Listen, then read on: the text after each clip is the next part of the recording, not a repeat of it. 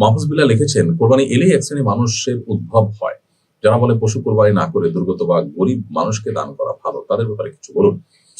দেখুন, এই প্রশ্ন প্রতি বছরই কোরবানির মৌসুম আসলে আমরা শুনি, কারণ কোরবানির মৌসুম আসলে আমাদের দেশের বিভিন্ন প্রান্তে কম হোক বেশি হোক বন্যা বা জলোচ্ছ্বাস ইত্যাদি দেখা দেয়। তো যারা এই কথাগুলো বলেন, এই মানুষগুলো আপনি ব্যক্তিগত জীবন যদি তাদের অ্যানালাইসিস করে দেখেন, তাহলে দেখবেন যে এরা আসলে না কোরবানি করে না বন্যার্থদেরকে টাকা দেয়, এরা শুধুমাত্র খোঁচাখুচি করে, এদের কাজই এটা।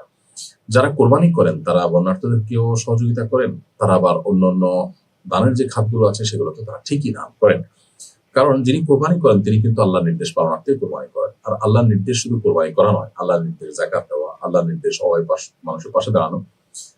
যিনি কোরবানি করেন তার একমাত্র সম্পদ শুধু কোরবানিই থাকে না, কোরবানির বাইরেও তার আরো টাকা থাকে। অতএব তিনি কোরবানি করার পাশাপাশি অন্যান্য কাজও করতে পারেন, বরং করেন, এটাই বাস্তবতা। অতএব কোরবানি না করে বন্যার দুর্গতদেরকে টাকা দেওয়ার কথা বলা একেবারেই হাস্যকর একটি দাবি এবং উক্তি। কারণ যিনি কথা বলছেন তিনি নিজে বাসায় ভালো মন্দ কিনছেন, বাজার করছেন, তিনি কেন এটা মনে করছেন না যে আমি এটা না করে বরং আরো খেয়ে থাকি আর আমি এই টাকাগুলো বাঁচিয়ে বন্যার্থদেরকে দিই, সেই কথা তিনি কেন বলেন না?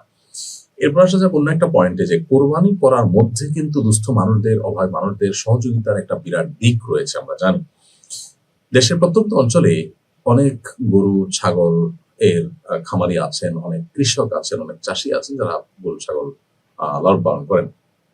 অনেক বিধবা, অনেক গরিব মানুষ, অনেক অভাবী মানুষ আছেন যারা গরু ছাগল বছর জুড়ে লালন পালন করেন, কোরবানি সব বিক্রি করে তিনি মুনাফা দিয়ে তার সংসার চালাবেন সেজন্য। তো এই যে মানুষগুলো কোরবানি করার মাধ্যমে কিন্তু তাদের যে আর্থিক অনটন সেটি দূর করার কাজ করা হয়। অর্থাৎ কোরবানি সারা বছর ধরে অপেক্ষা করা গরিব মানুষদের উপার্জনের একটা বিশাল বড় মাধ্যম। এর বাইরে পুষ্টির অভাবে থাকা মানুষগুলোর পুষ্টির যোগানের একটা বড় উপলক্ষ হলো কোরবানি। এই জন্য এই কোরবানির কোনো বিকল্প আসলে আর কোনোটিই হতে পারে না। এই জন্য এই কোরবানির বিরোধিতা করা বা কোরবানিকে বন্ধ করার জন্য বা কোরবানি যেন না হয় সেজন্য নানামুখী প্রচারণা করা, এটা এদেশের চিহ্নিত ইসলাম এর দুশ্মন, এই দেশের দুশ্মনদের কর্মকাণ্ড। বিধায় এদের ব্যাপারে আমাদের সাবধান হওয়া